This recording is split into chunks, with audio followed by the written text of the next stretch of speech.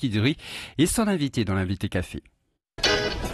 7h30, c'est l'invité café.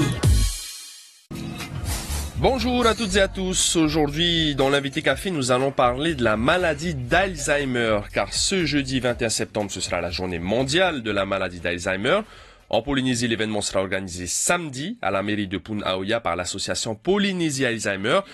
Et pour en parler ce matin, nous recevons Anou Achille, membre de l'association. Bonjour Anou. Bonjour. Vous êtes ancienne vice-présidente de l'association Polynésie Alzheimer. Vous êtes la fille du fondateur de cette association, Philippe Chil. Et donc la journée mondiale, ce sera samedi en Polynésie. Ça, oui. Avant d'en parler plus en détail sur ce qui est prévu à la mairie de Punaoya, intéressons-nous d'abord à la maladie d'Alzheimer en Polynésie. Selon la CPS, il y aurait environ 500 personnes atteintes au phénomène en 2016. Est-ce que c'est à peu près les chiffres actualisés aujourd'hui?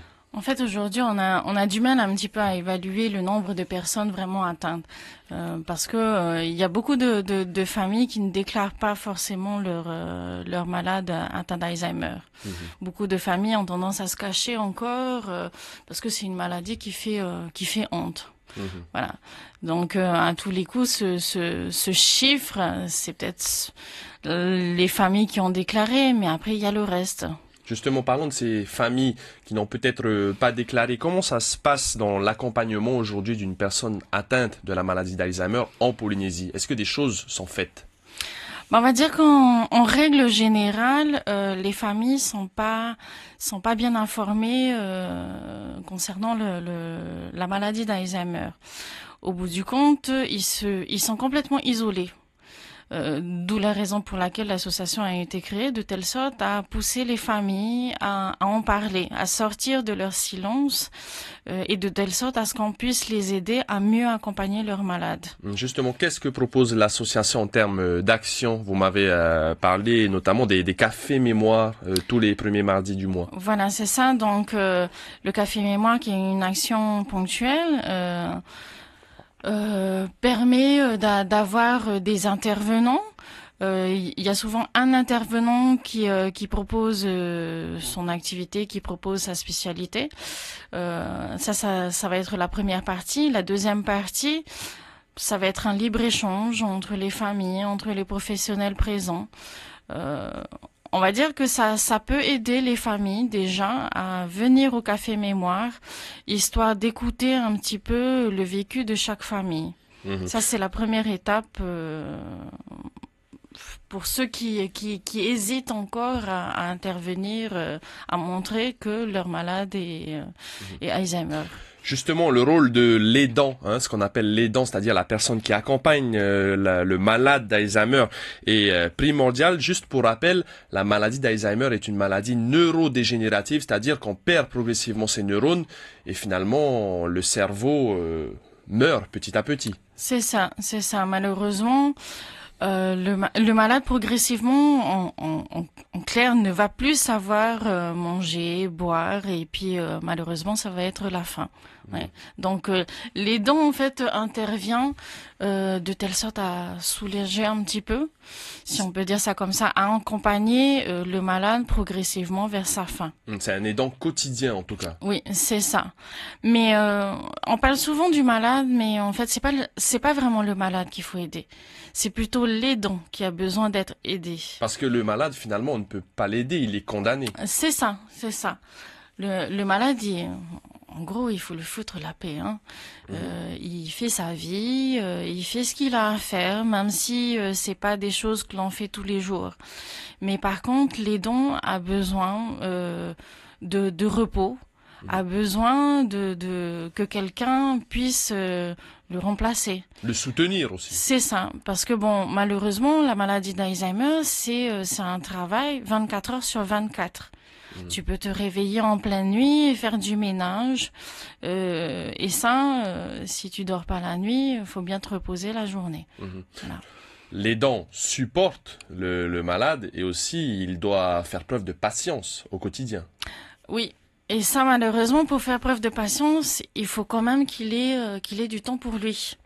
Et pour avoir du temps pour lui, il faut déjà quelqu'un qui puisse le remplacer. Ce rôle d'aidant est encore plus difficile à assumer quand on est membre en plus de la famille. Si c'est, Oui.